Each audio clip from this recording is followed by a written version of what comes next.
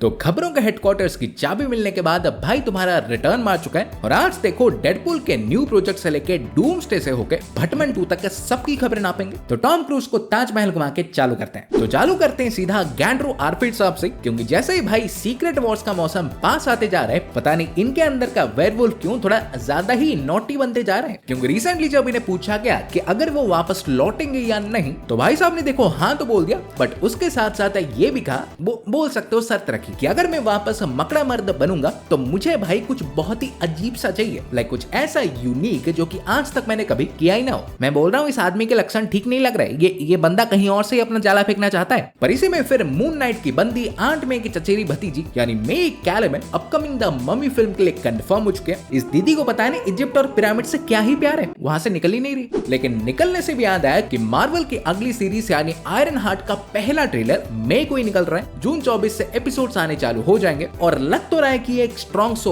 हो सकता है, बिकॉज ना कि ओनली इसमें मेफिस्टो के दर्शन हो सकते हैं, बट फेज 6 को भी यही किक ऑफ करेगा। तो इसके बाद भाई जुरासिक पार्क में डायनासोर्स को सीधा करने के बाद सैम नील अब गॉडजिला को भी सीधा करने आ रहे हैं, क्योंकि सर गेस व्हाट, ये GXK3 के लिए कंफर्म हो चुके हैं। इन्हें बचपन से भाई छिपकलियों के खानदान से नफरत है। फिर इसी में अच्छी खबर मानो या बुरी खबर, बट जो कौओं का कहना है कि मार्वल रिपोर्टेडली क्रिस हेम्सवर्थ के थॉर को एक प्रॉपर सेंड ऑफ देना चाहती है। और अगर पूछोगे कि इसमें बुरी बात क्या है, तो वो सेंड ऑफ में भी ये आने वाले अवेंजर्स में ही देते। और इंटरेस्टिंगली जो जानने आया है कि मार्वल इनके सेंड ऑफ के लिए न्यू अवेंजर्स वॉल्यूम 3 के इशू 32 का अडैप्ट कर सकती है, जो कि अगर तुमको आइडिया है नहीं तो ये इशू बेसिकली मल्टीवर्स में जब इनकर्जन्स का लास्ट फेज चल रहा था उसी के दौरान ही टेक प्लेस किया था। जिस टाइम वैसे तो सारे ही अपने अपने काम में बिजी थे, बट स्पेसिफिकली हमारे थॉर मल्टीवर्सल अवेंजर्स के साथ मिलके like Hyperion star brand Abish के साथ बियॉन्डर्स को मिटाने के पीछे लगे थे। और इवेंचुअली भाई जब इन मल्टीवर्सल अवेंजर और बियॉन्डर्स का सामना हुआ तो एक एपिक बैटल में बियॉन्डर्स को हराने के लिए हाइपरियन और थॉर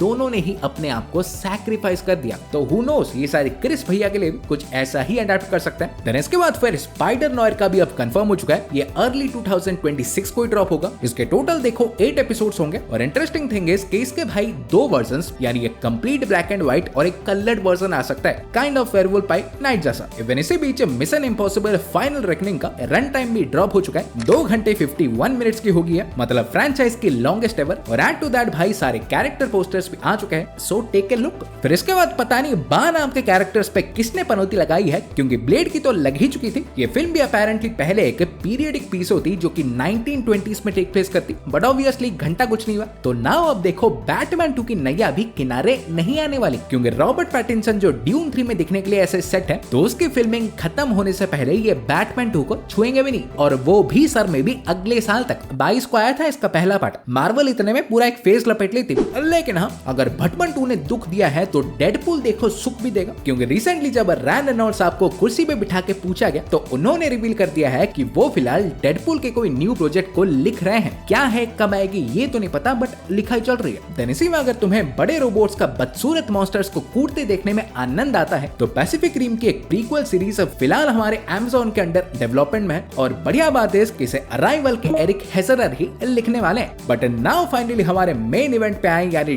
डूम्सडे पे, तो खबरें भाई बहुत है, सो एक एक करके चालू करें। तो पहले तो भाई लोकी साहब ने कह दिया कि अभी तक की उनकी पूरी जर्नी एक्सट्रीमली एक्स्ट्राऑर्डिनरी तो थी ही, but guess what, it's not over yet. मतलब सही में मानना पड़ेगा, जिस बंदे के लिए अवेंजर्स पहली बार असेंबल हुए थे अब वही ही उन्हें लीड करने वाला है। डैम। और इवन हाँ, लोकी आएंगे तो टीवी भी कहां पिक्चर है, तो B-15 आंटी भी अब कंफर्म हो चुके हैं दिखने के लिए। फिर एंथनी मैकी भैया ने भी बोल दिया है कि डूम्सडे में देखो कोई एक भी कैरेक्टर सेफ नहीं होगा और ये फिल्म भाई एक क्लिफ हैंगर पे ही एंड होगी। देन रिपोर्ट्स के हिसाब से हेली अटवेल जी ने भी एक नहीं बल्कि दोनों अवेंजर मूवीज के लिए साइन कर लिया है। बट इन सब में से जो सबसे ऑसम बात है कि डूम्सडे में जो हमारे OG एक्समैन दिखने वाले हैं, तो रिपोर्टेडली वो सारे के सारे अपने कॉमिक एक्यूरेट कॉस्ट्यूम में ही नजर आएंगे। एंड फिलहाल गेस व्हाट, इनके एक्सपेंशन में ही शूटिंग हो रही है। आई जस्ट होप कि फिल्म का कोई एल्बम ना निकालते रिलीज होने से पहले। लेकिन यहीं पे एक्समैन से भी जो बात याद आई है कि मिस्टर जॉन बॉयगा, लाइक उन्होंने बोल दिया है कि मार्वल ने पहले जब उन्हें पूछा था तो तब तो भाई उनके दिमाग में ऐसा कोई कैरेक्टर था नहीं, बट अब वो एक्चुअली एक्समैन के